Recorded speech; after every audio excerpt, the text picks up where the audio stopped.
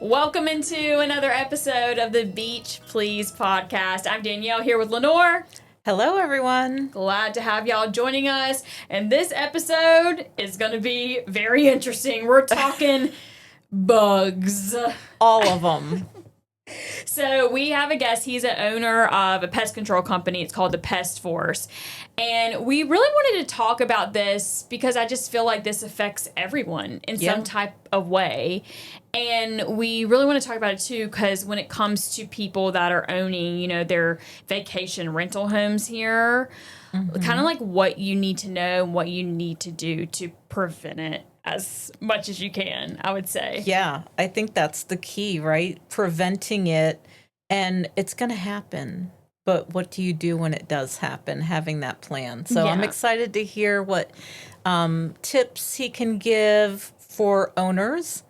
And then also, if I'm visiting, am I going to immediately call the front desk if I see a palmetto bug? Yeah. What does that mean? Yeah, like sometimes these bugs don't mean what you think they mean, I guess I'll say. Like, it doesn't necessarily mean the place is nasty all the time. You don't need to burn it down. Yeah, because I know my reaction to some stuff he's going to say is going to be super interesting because I don't mess with bugs, period. But yeah, it's definitely something really good to be educated on, especially for people that are, you know, visiting a new place, see a bug, like, hold on a second, let's take a step back, which I know I need to personally do sometimes.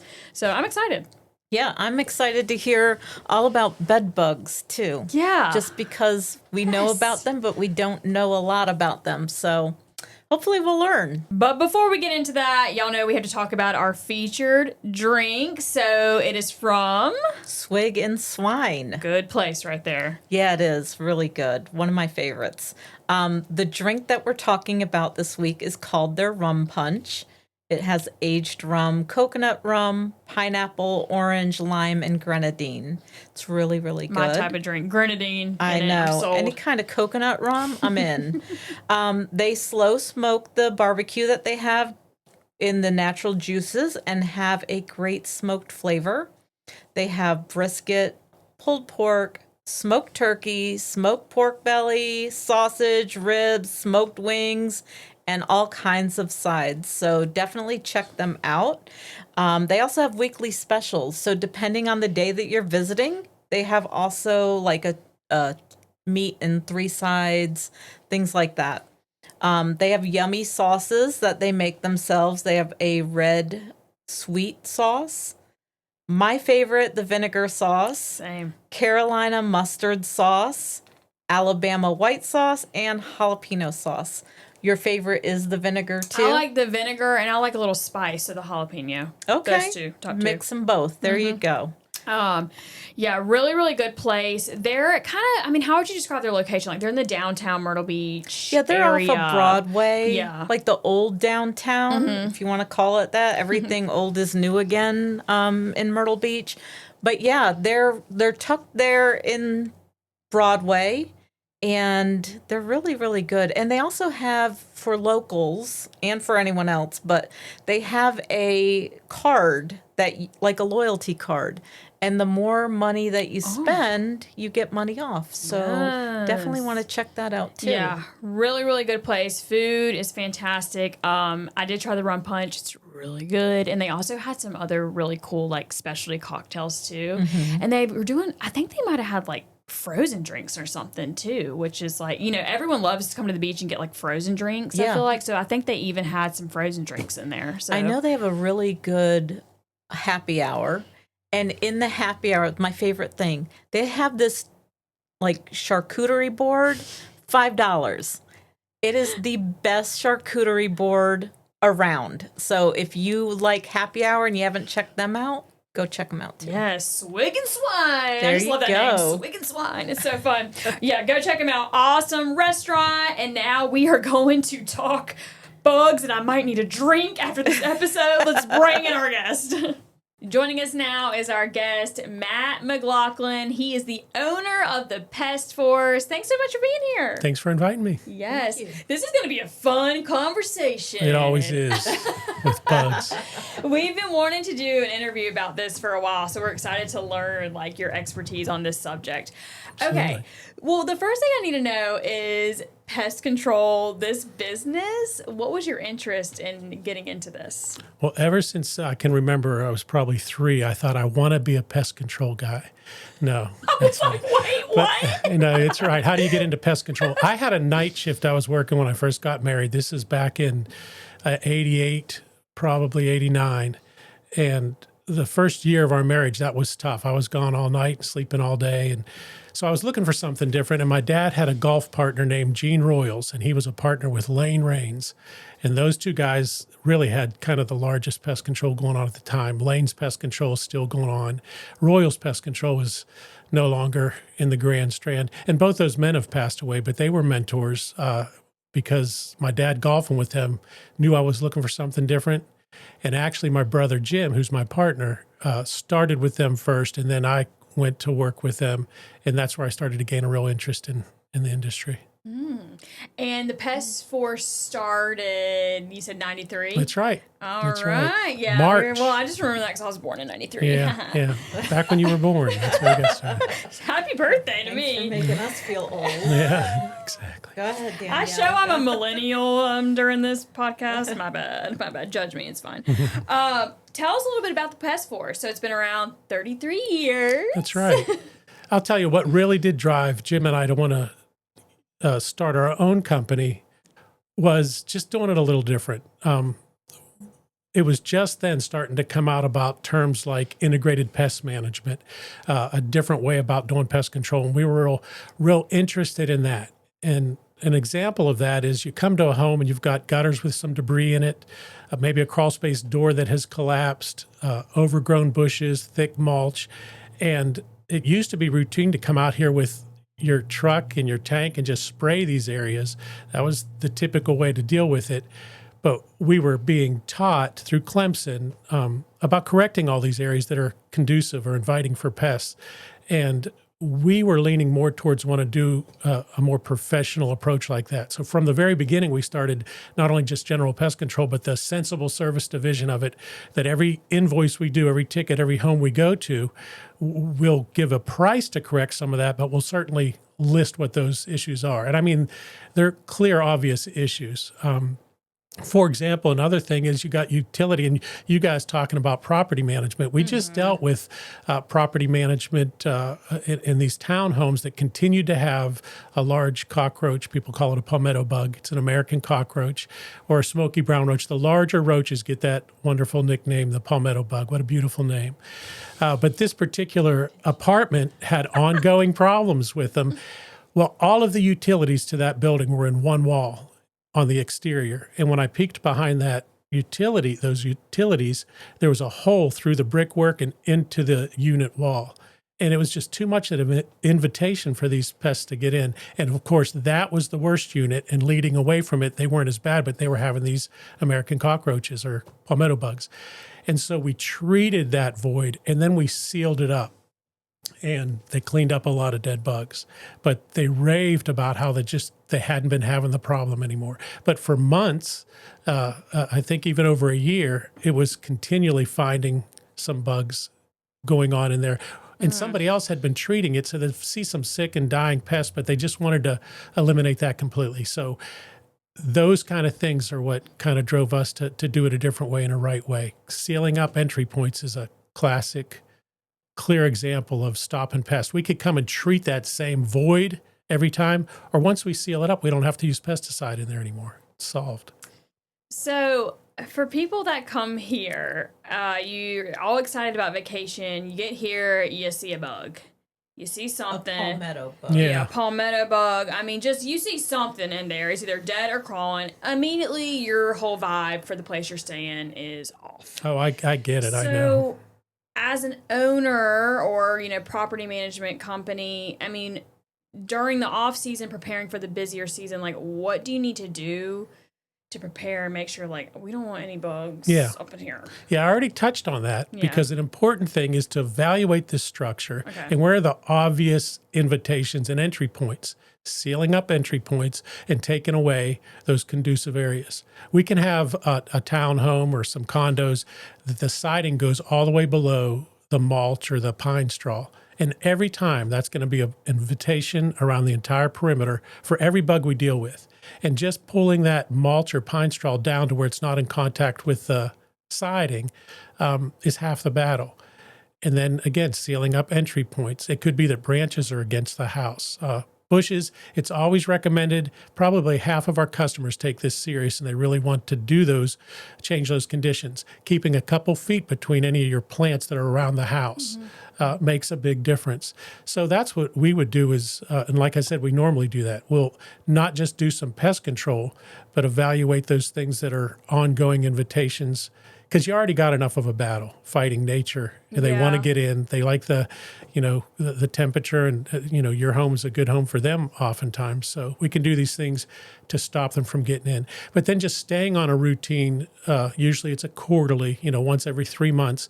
And with the Pest Force, we're a Quality Pro company recognized by the National Pest Control Association and also considered Green Pro. And what that means is they evaluate us every year to make sure we're maintaining this. And we've been recognized for over 15 years as Quality Pro and Green Pro company. And that is documenting what we find for why we're doing what we're doing. Found this bug in this location. This is what we used. Listing those things that we've corrected. But the key thing is, I'm telling you, we don't go in and just spray the inside every time. In our area, the outside has to be maintained at least once a quarter, or you're going to get at least ants. A lot of these roaches will find their way in. And we inspect the interior every time, and based on our findings, we'll do an approach based on what we're finding there. Now, I will tell you that just about all of our structures, if a guy's doing a thorough inspection, you might find an earwig or a millipede or an ant. Garages and attics are famous for it, so more of an attention on that stuff. But just going in and spraying room after room around baseboards, that's another thing that drove us to do it a different way. We have had people that were being done monthly, and the people were spraying it pretty aggressively monthly, and we told them we'd like to take it over quarterly, and they were concerned about that because they were still seeing bugs monthly. But getting treatment where it belongs, in the hiding places, cracks and crevices, and correcting these inviting areas makes the whole difference. And they were amazed that less visits, but more effective to protect their structure. Yeah. So say there is someone here vacationing and there's the routine pest control comes in and they're like, no.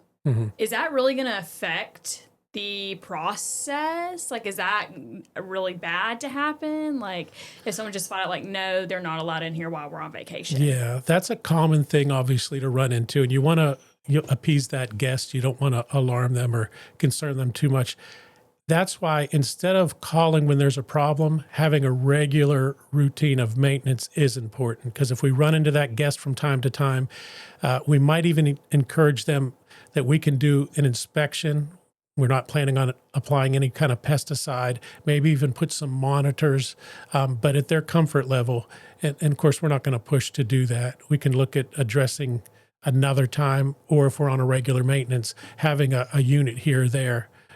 It's not uncommon. Gotcha. Like I said, that outside's important, though. Yeah. So I don't really know anything about bugs. I'm not. Do you?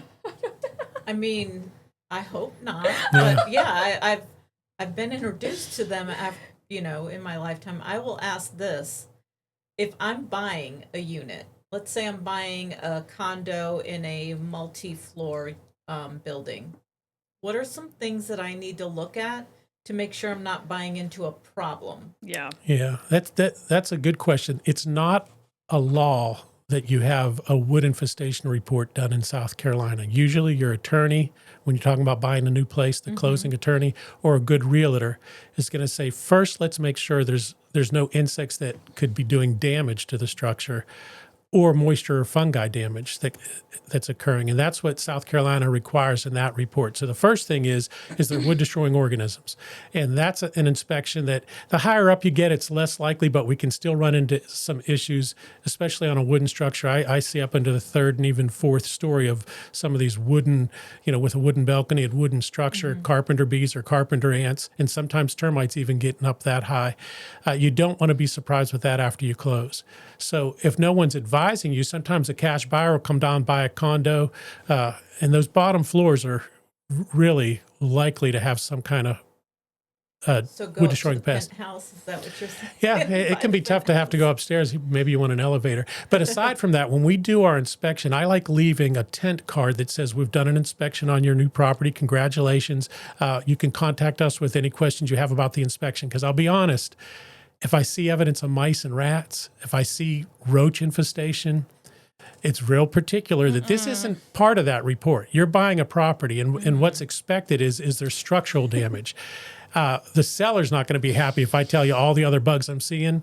But if you've contacted me as a new homeowner and we've looked at that place, I have the freedom to describe some other issues that might be going on there. Now, I do let a realtor know. It's not part of that official report, but in my, I'll let them know in an email.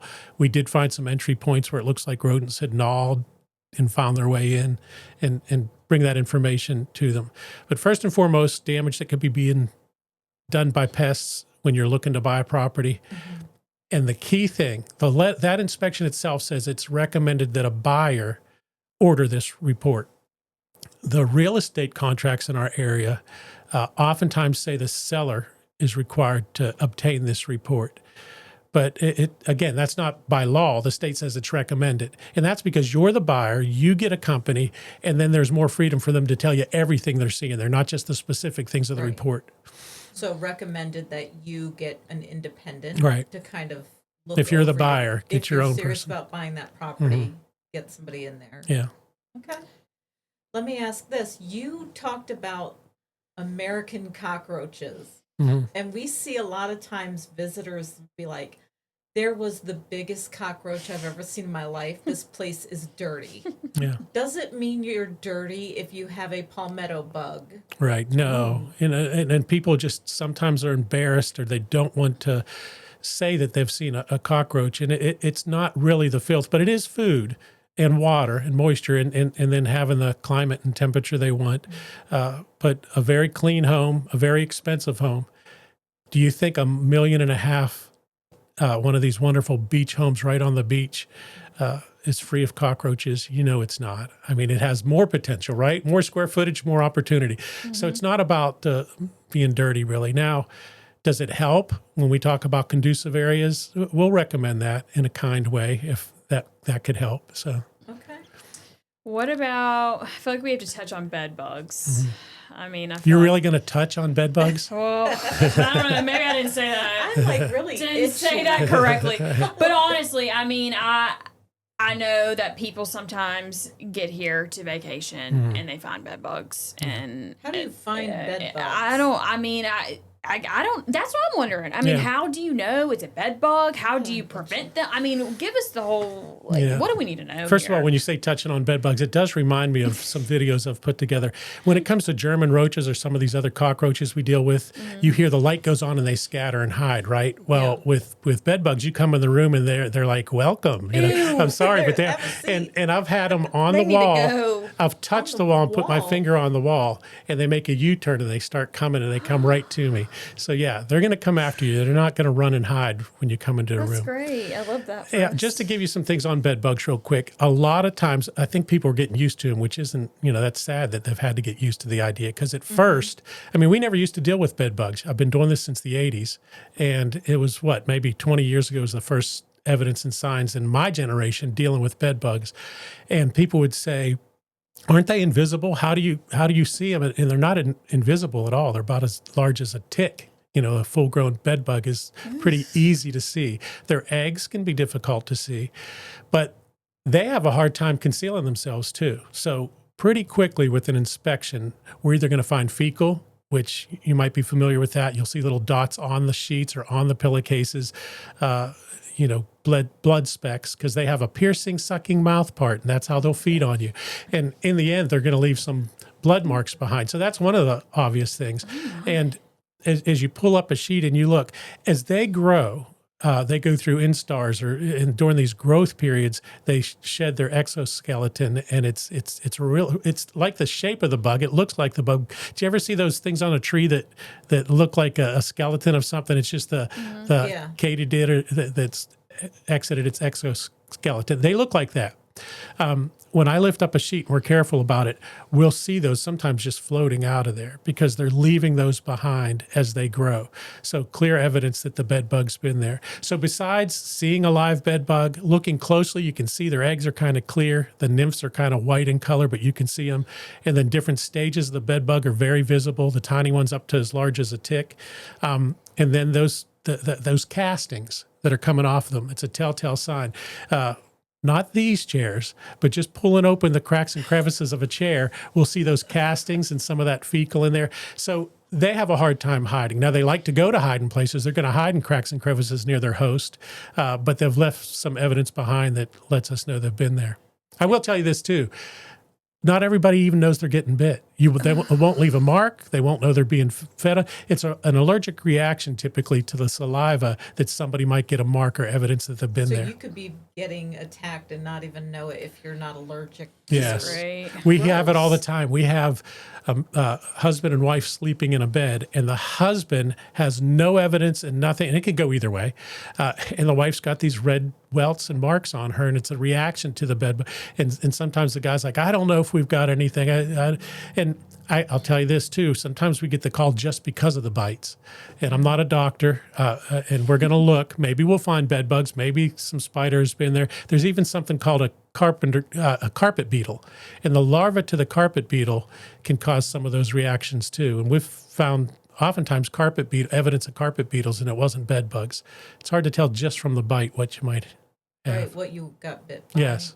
God, there's so many different bugs that just appear. Now, I know. So if I'm coming into a rental for my vacation, brought my kids, all of that, definitely concerned about bed bugs and all. What do I know you said lift up the sheets and you can kind of see. I was always told also on the mattresses, that little plastic part on the bed frame, you can kind of look there too. Yeah. Are they hiding in there as well? Yeah. If you're coming to a place that the sheets have been changed out regularly, you're not going to have the evidence necessarily in the sheets, right? But the end stand, that backboard to the bed, and that's a good point too. If you're going to go that deep, if you pull back the sheets and you see the plastic support or thing at the corner, that gives them a nice crack or crevice to be hiding in. Any type of pest at all, you can be suspicious that it might be likely. You don't have to know what they look like. If you see little droppings, little dots of something, or any kind of moving insect, you don't have to know what a bed bug looks like to say there's something in my bed. It's worth taking a peek. And it can be tough sometimes because unless you have some help, you've got to lift that mattress up to get to that point where you can see that. If you have a flashlight, if you're traveling, whether you use your phone light or a nice flashlight, to look in the cracks and crevices of the bedpost, the head of the bed, or those end stands. That I haven't, thank goodness, run into that, but I've gotten the habit of doing that, and so has my family when they go to another location to look. Because you can bring it home with you. Yeah, and you can bring it from your home to a hotel. That's a good point. So we'll cover that real quick. These aren't pests that are living outside. They're really hitchhikers. They hitch onto somebody, and that's how they're traveling and getting brought from one place to another. Real quick to let you know, there's bat bugs and there's swallow bugs related to the birds, and in your chimney or in your attic, or if birds are living up there, in some cases we've seen that it's a bug that's not the true bed bug that you deal with. So you do want to find the source, right? So they can be brought in by those bats or birds, but oftentimes you've bought a piece of furniture. I think in our area, people are used to saying, don't get a used bed from somebody else. Just don't do it. Right. Just go buy new. Real quick story. We had a guy we were dealing with a rental property, and he had some bad bed bugs. We did 3 rounds of visiting is typically the least we know we want to visit. And a lot of vacuuming. We're vacuuming every single bed a bug we can see, and all the evidence that we can see with a triple HEP vacuum. We've got several of those to clean the cracks and crevices in the furniture and get every live thing we can see, and then very specifically treating cracks and crevices of where they're hiding. And anything that can go through the heat cycle on a dryer for 30 minutes is going to kill every stage of the bed bug. So we'll have their sheets, their blankets, even stuffed animals. There's some heat treatment you can do but we have managed to control bed bugs in every case by using several different approaches all put together. But with this one house, a month later, we found no evidence in there. Well, a couple months later, he said they're calling and saying they have bed bugs. And we went down there. It was a new group of people in, and their new stuff had bed bugs in it. And I had to let the owner know, because the question is, did we ever get rid of bed bugs? It can be a touchy thing, right, to figure it out. But these people's personal stuff had the fecal and the castings and the evidence, and they hadn't been there long. And we had to deal with bed bugs for them again. That's the headache, right? Yeah. It's dirty work. Somebody's got to do it. It's not cheap, and it can be a real battle like this. And he was asking what he can do. And I said, listen, call us as you have somebody move in. This was a friend that's dealing with some rental properties, and I just didn't want him having the headache of it. And it was just a couple months. When we did that treatment, he got rid of his own furniture that he was supplying in these units because he wanted to get it new, and he put it out at the street. People were trying to pick it up. And I warned them, and we put a sign on it, this got bed bugs in it, leave it alone. Yeah. So they left. Long story short on that, a couple units down, we found that same furniture. Somebody finally got it before it made it to the dump, and they brought it into that other unit. And he did end up calling us on another group coming in. And sure enough, literally coming from the U-Haul was bed bugs in their stuff and bed bugs in some of the stuff they brought in already. And at least he was convinced. He's like, what a nightmare this is. And I see what because we can't help it if they're being brought back. There. Yeah, they're out there regardless. Yeah. And it's then gonna be difficult. That's the thing for a lot of the property owners. It's like, I don't want that being put on, like, this is my business, right? And if you or somebody puts a review that says you got bed bugs from my home, that's huge. It is. So how do they make sure that doesn't happen? You can't, because people are going to come in with it. Right, and they can show up with it. And it is helpful the sooner it's caught and dealt with. I'm amazed how long some people have waited. And it was years ago. Our worst case scenario was right down in Myrtle Beach. Some people call it the Strip. Some people call it the Boulevard, right? And and it was an old paneled beach house. And I see you're appreciating these stories. So I'll tell you, if you ran your finger down that crack in the panel with the lines in it, bed bugs were just raining out of every crack and crevice. Wow. There wasn't room on the floor where bed bugs weren't stepped on and squashed from walking around on the floor. And people have been staying here, and no one they had no idea. This one made the news, and it was a few years ago. And we had to. Is this place burned down? No, it didn't burn down, but it was completely remodeled. There you go. But you do want to catch them early, and getting on a regular service where we're doing some quarterly pest control. There's a lot of bugs that are taken care of with that. Ants, crickets, roaches, spiders, earwigs, millipedes, silverfish, firebat. All the general pests are taken care of on that. But some pests that take some extra work, at least they're being caught. If you had some fleas or bed bugs, if there was some kind of termite or wood destroying organisms, at least somebody's eyes are on that place regularly. So that's always good advice. So that's important to make sure that you have a pest control service on contract. Right. There you go. Okay. So I'm like itching all Yeah, conversations. I got an appetite now. Oh, yeah. I'm hungry. I mentioned you came to a network group I'm part of, and it's a breakfast group, and they want me to talk about bugs in the morning. Right. They regret it a lot of times. Great. So I went to one time. It was a dinner place. I'm off topic, I know. But we were eating dinner while they were giving a presentation on gout. Yeah. Yes. You want to, choose your subject wisely. Not something I want to talk about and eat. But anyway, really interesting though. Like, I always thought if you have bed bugs, if you have a cockroach problem, burn it down. Yeah.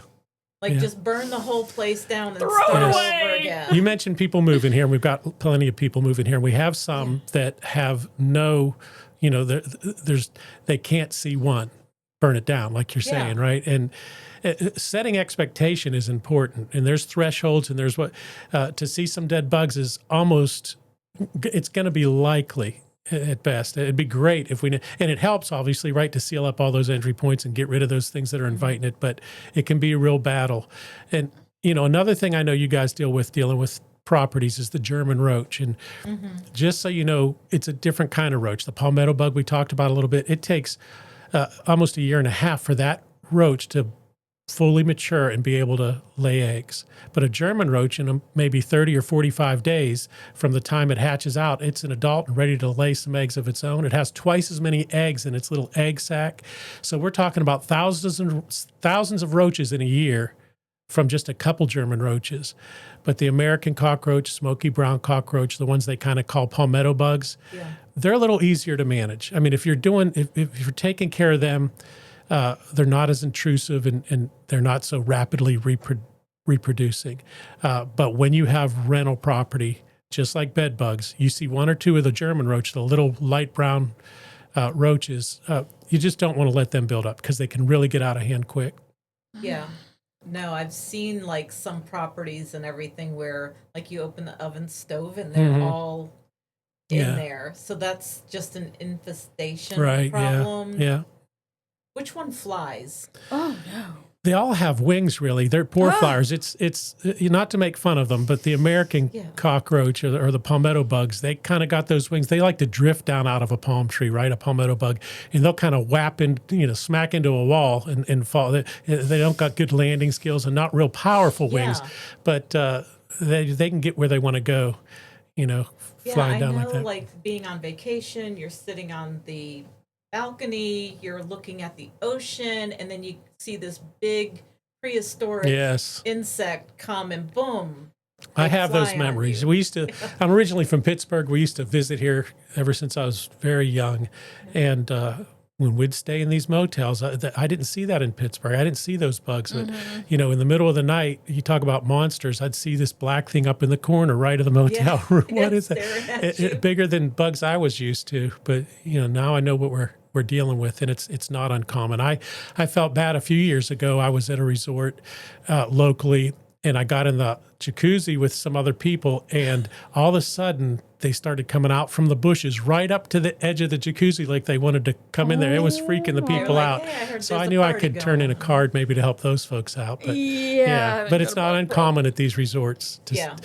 I mean, they're outside insects, and they come in for warmth, I guess, that's right, and shelter. Yeah. So okay.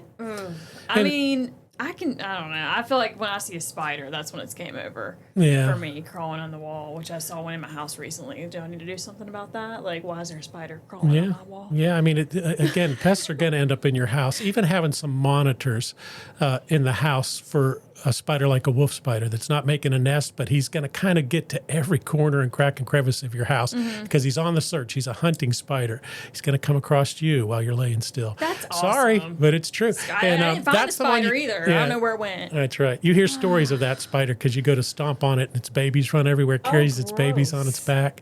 But then we have black widows and brown widows. Here's the thing, though. We don't have the brown recluse here. Every one of my customers has seen one or been bitten by one, but the truth is, they're just not here. They're not. I've never seen a brown recluse in the Grand Strand in 35 years. That's the good news for now. It's not impossible, but at least in my experience and really some of the experts and some of the classes we take through Clemson in the Department of Fertilization and Pesticide, it's not a spider we deal with here. But, some doctors will say, this looks like a brown recluse bite, and I'm not sold on that idea. It could be something else. Okay.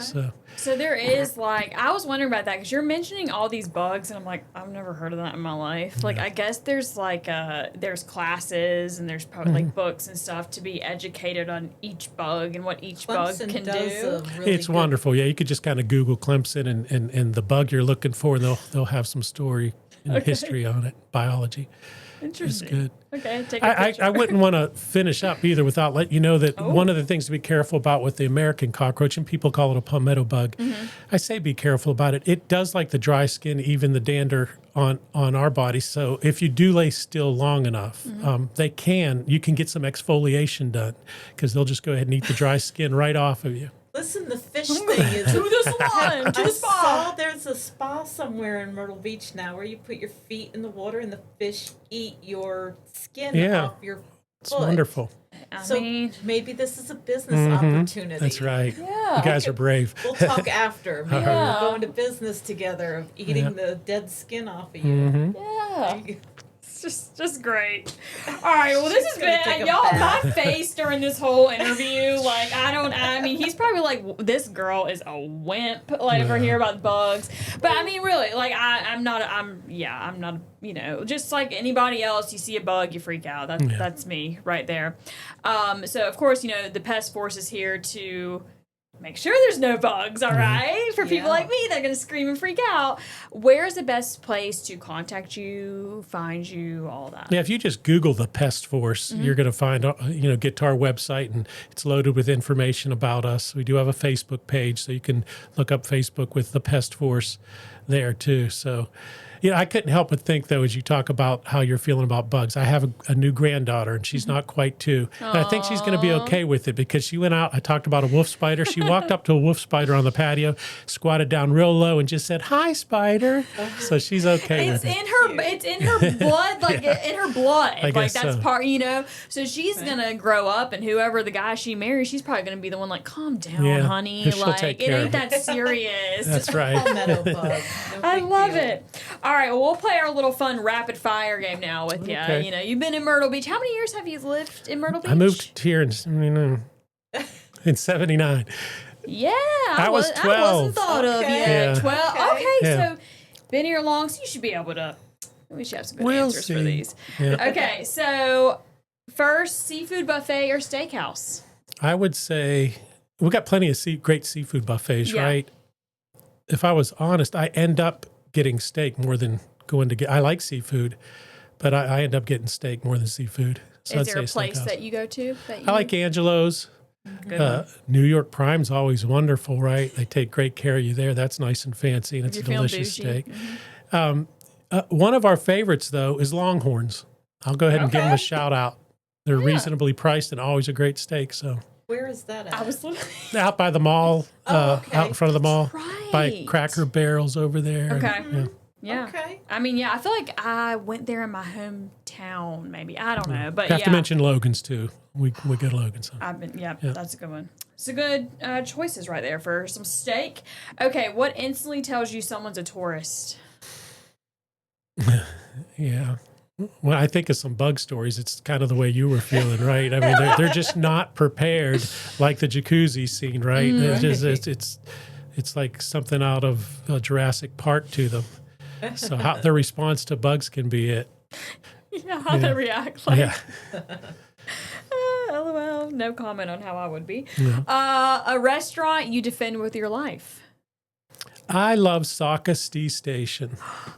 And I'll tell you, I That's a defend it good one. because they've got a great menu. They've got great food. They let us take care of their place. They're from Pittsburgh. They're from my hometown. And they're just so plugged into the community. They do wonderful things for Special Olympics. They're always up to something that they're doing for the community. And they're very present.